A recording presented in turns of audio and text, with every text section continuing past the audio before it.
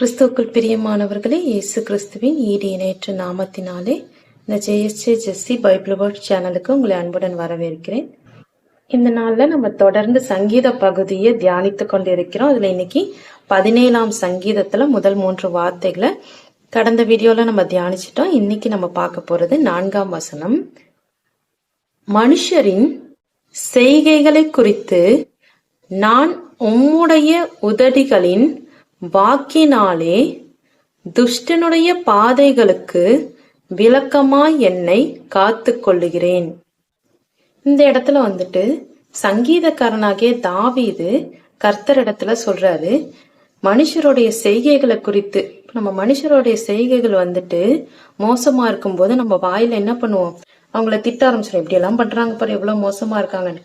அதே நேரத்துக்கு நம்மள அடக்கி கொள்ள கர்த்தருடைய வார்த்தைகளை எப்பயுமே நம்ம வாக்கினாலே, அவருடைய நான் உம்முடைய உதடுகளின் வாக்கினாலே துஷ்டனுடைய பாதைகளுக்கு விலக்கமாய் என்னை காத்துக் கொள்கிறேன். துஷ்டனுடைய பாதையில நடந்துராதபடி, அவங்களுடைய செய்கையில நம்ம ஈடுபட்டுறாதபடி எதனால காத்துக்கொள்றாருன்னா கர்த்தருடைய வாக்கினால காத்துக்கொள்றாரு.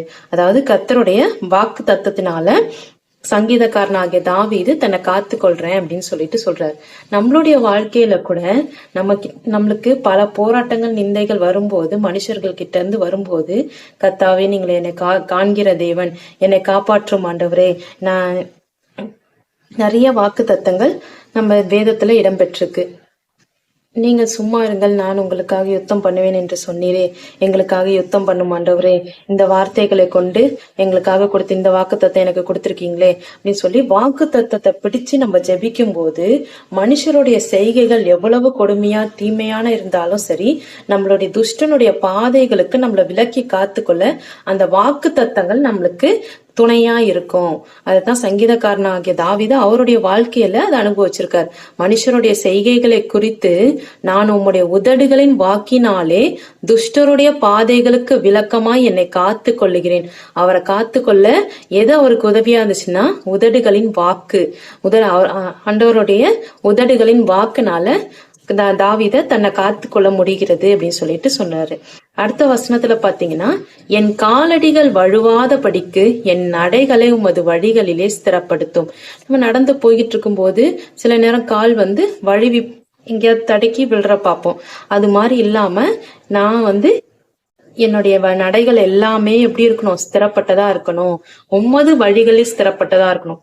நடக்கிற பாதைன்னா அவர் இந்த இடத்துல சொல்றது அவருடைய செய்கைகளையும் அவர் வாழ்க்கையும் குறித்து சொல்றார். என்னுடைய வாழ்க்கை அதாவது மற்ற தவறான வழியில போயிடாம உம்முடைய வழிகள்ல நான் நடக்கணும் ஆண்டவரே, அதனால ஸ்திரப்படுத்துங்க ஆண்டவரே அப்படின்னு சொல்லிட்டு சொல்றாரு. அப்ப நம்மளும் கர்த்தரை நோக்கி என்ன சொல்லணும்னு பாத்தீங்கன்னா, ஆண்டவரே என்னுடைய காலடிகளும் வழுவாதபடி என் நடைகளும் அது வழிகளில் ஸ்திரப்படுத்தும் ஆண்டவரே. இப்படிப்பட்ட வாக்கு தத்தங்கள்லாம் நம்ம சொல்லி சொல்லி ஜெபிக்கும் போது கர்த்தருடைய கிருபை நம்மளை எப்பயுமே சூழ்ந்து கொண்டிருக்கும்.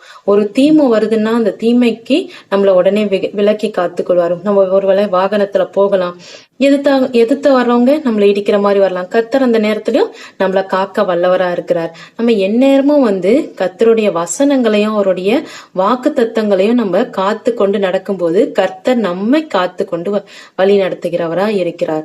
கர்த்தர் தாமே இந்த செய்தி உங்களையும் ஆசீர்வதிப்பாராக, உங்களையும் உங்க குடும்பங்களையும் ஆசீர்வதிப்பாராக. அடுத்த வசனத்திலிருந்து நம்ம அடுத்த வீடியோல பார்க்கலாம். God bless you.